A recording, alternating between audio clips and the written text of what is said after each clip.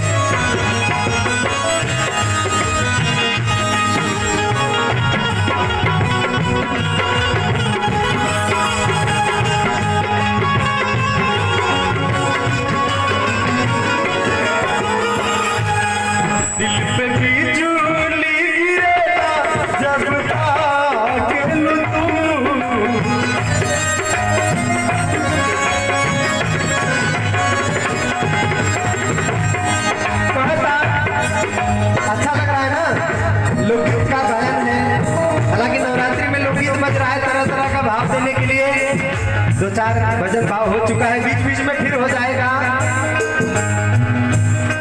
कई मानस सोचने लगे कि वहाँ कुछ और हो रहा है।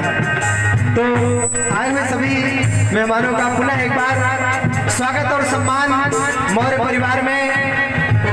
कि आए हैं तो काटेंगे एक रात तुम्हारी बस्ती में, आए हैं तो काटेंगे एक रात तुम्हारी बस्ती में, चाहोगे तो कर लेंगे दो बात तुम्हारी बस्ती में।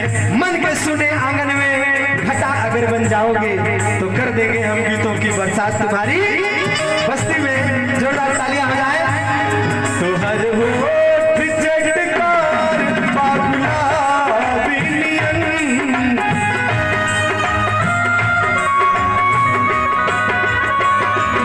तो हर होठ झटकार बाबुला बिनियन, गालू गल बने ना शराबी नियन।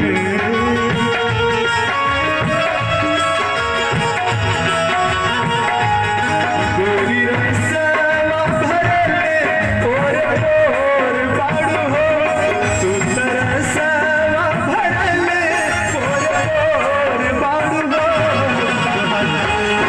केहू नहीं खेप जोड़ बाड़ू, तो हर जोड़ केहू नहीं खेप जोड़ बाड़ू।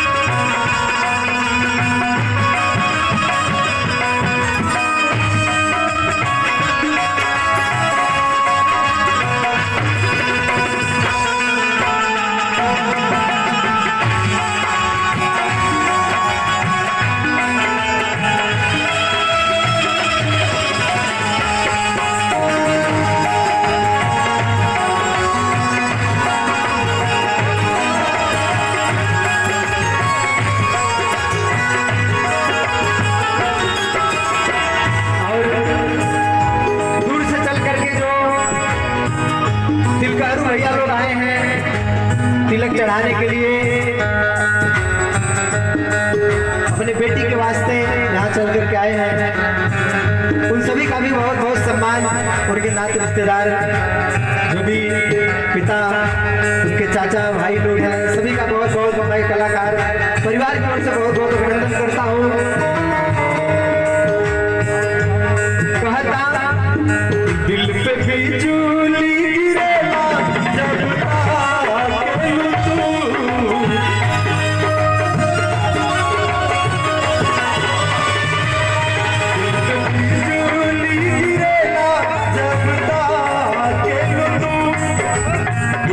हंस के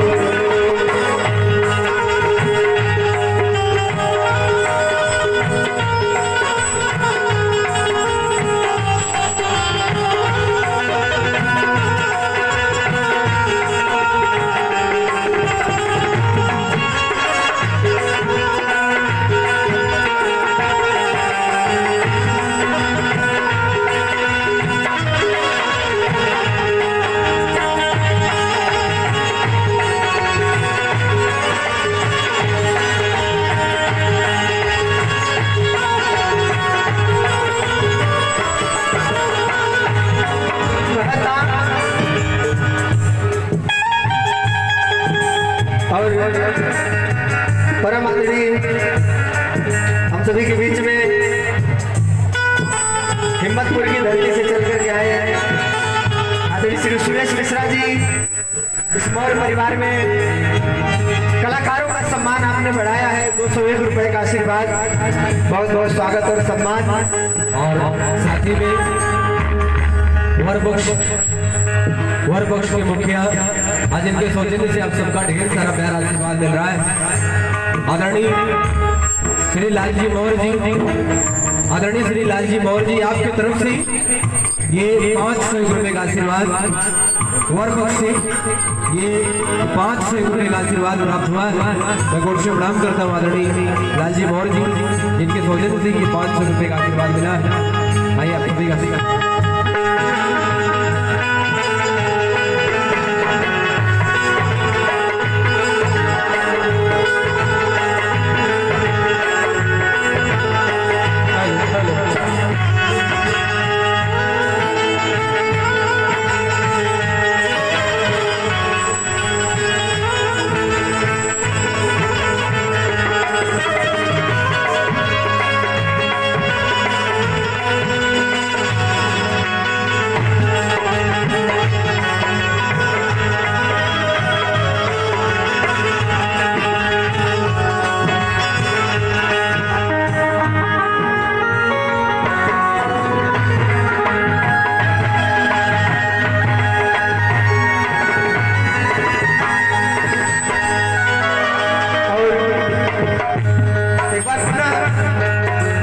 परिवार में आए हुए सभी मेहमानों का बहुत बहुत स्वागत।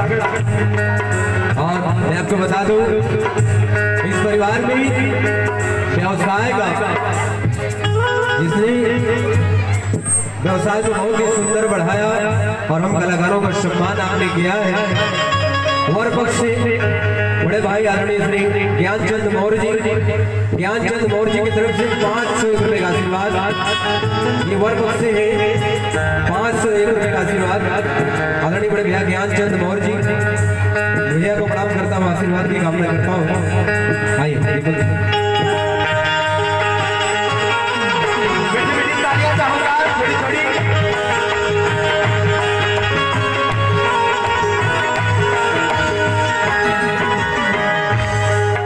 गली तोहरा खातिर तैयार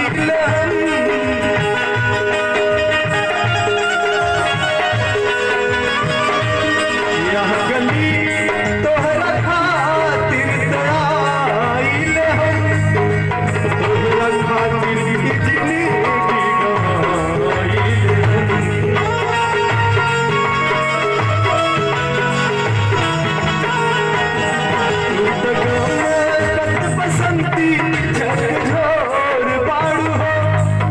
चंचल चकोरी चित जोर बाड़ू हो। और मीठी मीठी ताली चाहूंगा जीजा जी कि तोहर जोड़ के नहीं बेजोड़